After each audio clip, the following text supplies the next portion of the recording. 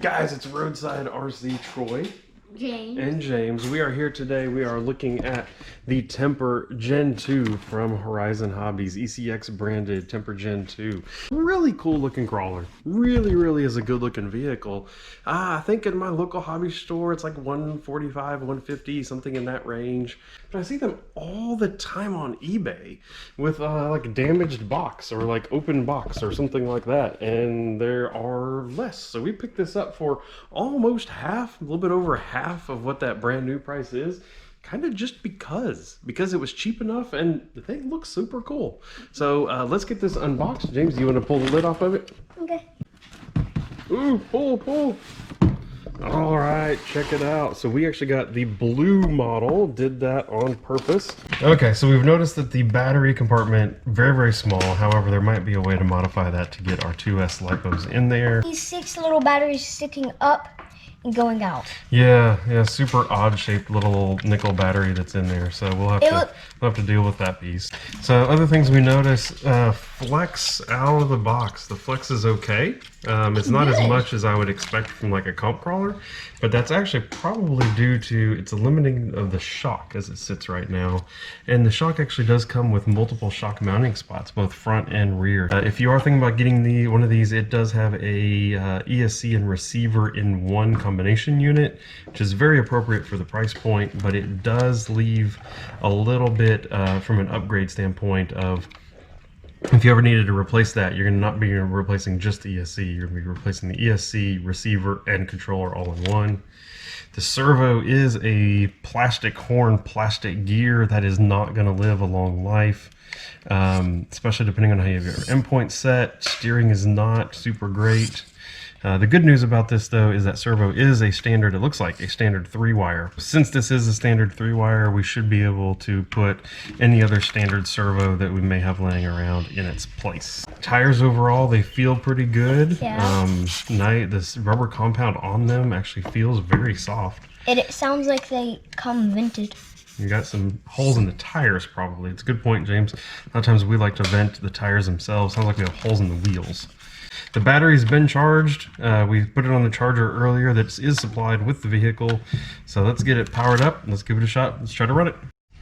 Look at this. We have lights. Oh, that steering servo is slow, but hey, it'll do the job. It'll probably do the job. Let's make sure we set our endpoints. All right. Pretty good amount of Ooh, like 100% drag brake. I like that. That might be pretty good. Let's give it a shot.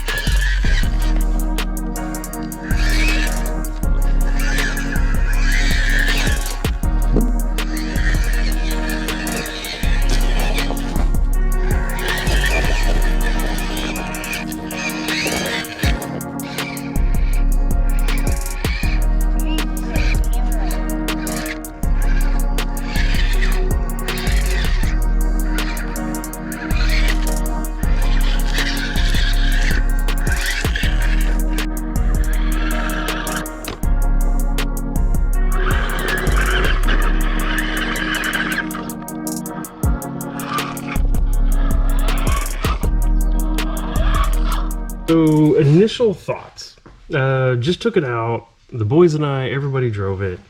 It is fun. It is definitely fairly capable. I'd say the tires do have fairly good grip. You notice a couple things. It's overly sprung. Springs are probably a little bit too stiff for the weight of the vehicle. But really two major things stand out. One is the steering radius. It's just kind of pitiful. And compared to the other vehicles that we have, our TRX4s, our things along those lines, they just have a lot better steering radius than this does. The other thing is low speed throttle control. So I don't think it's the controller. We've run a similar-ish controller on other things and hadn't noticed it before. But so I'm guessing it is a setting in the speed control that is the issue that we're seeing here. But it just literally low speed throttle control and a very high amount of drag brake means you're getting on the gas and it's accelerating actually pretty fast, too fast, and so then you're letting off and it's just jerking immediately to a stop. You'll actually see that in the video. You'll see like a jerky driving from us in the video. And that's just because there's no real like creep. There's no real throttle control there. And you know, if you're gonna fix that, it means new ESC, new receiver, new controller in order to fix that. You know, we're gonna end up with a new servo because of this plastic gear, plastic servo horn. You know, I've seen the Underdog RC channel. He actually put Redcat Gen 8 axles under his truck. And that was probably pretty smart because that gets rid of some of the geometry issues that we have up here that limit steering. But even with that, if you're going to keep the shock position, you're going to end up in hitting the shocks before you ever really have more steering anyway. So, I don't know, guys. It's interesting. I think it's fun. For the cost, it is definitely very good for the cost. I think there's a couple things that we can do to it to make it a little bit better and play with it.